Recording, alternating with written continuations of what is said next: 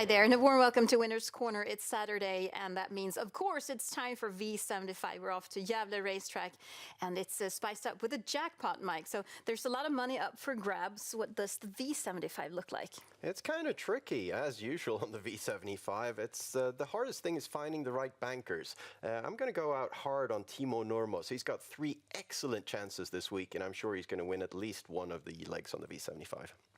Let's see what Mike has for us today. We're starting off in the 5th race, and this is the race that marks the start of the V75. What do you have for us here, Mike?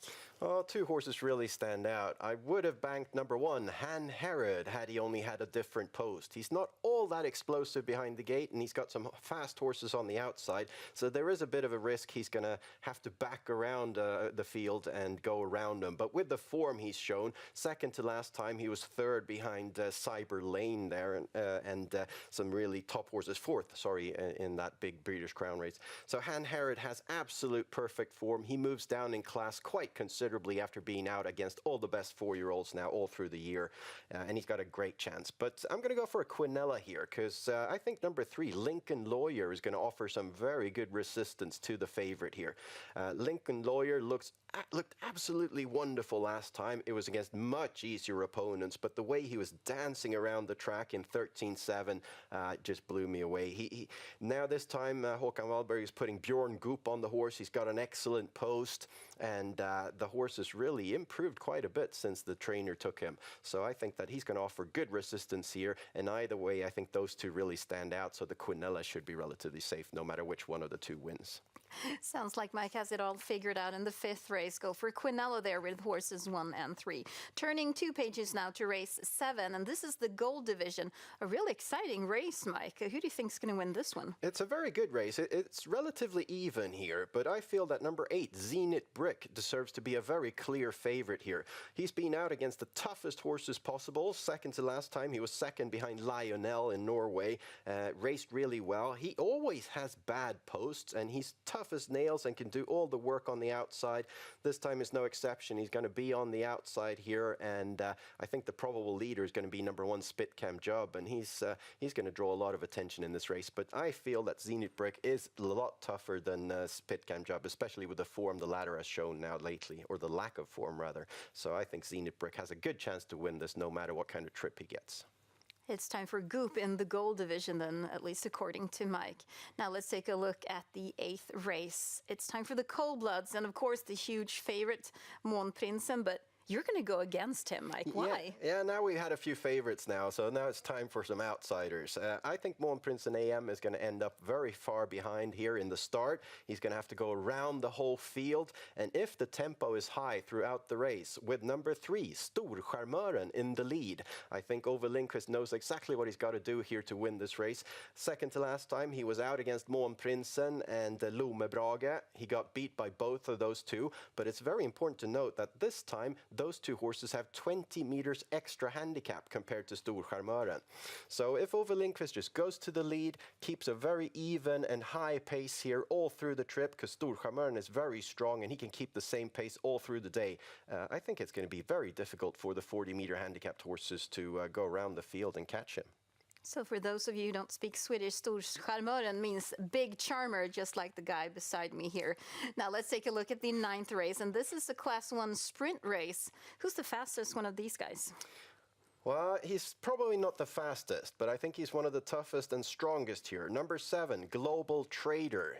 Tricky post this time, and he's going to have to do the work on the outside, but he moves down in class a bit. Second to last time, he was really strong on the V75 at Solvalla. That was the finals that time. He came in 3rd, and as you can see, he really keeps his pace all through the final stretch. Then last time, he went off as a very clear favorite on the V75. He had the inside draw, and a lot of people banked him. He went off stride in the start when he got a bit too eager on the inside behind the gate. This time I think it's better for him to start on the outside, and he's going to be quite overlooked this time just because he went off stride last time. Nothing has changed, he's still the same horse, and this time he's up against easier opponents than last time when everybody made him the favorite. So really good value for money here on Global Trader. Tricky post though. You definitely convinced me, Mike, about that one. Now let's move on to the daily double, as always, or most of the time at least, handed out in races 10 and 11. Hopefully we'll find the winners in these 2 consecutive races and you will be greatly rewarded. Let's talk about your daily double, and you don't break the tradition of a straight one. You're banker in the first leg. Yeah, I'm going to go for a banker in the first one. It's a tricky race, this one, and I'm using more horses on the V75. But number 10, Romance Amok, I feel, is the best horse here.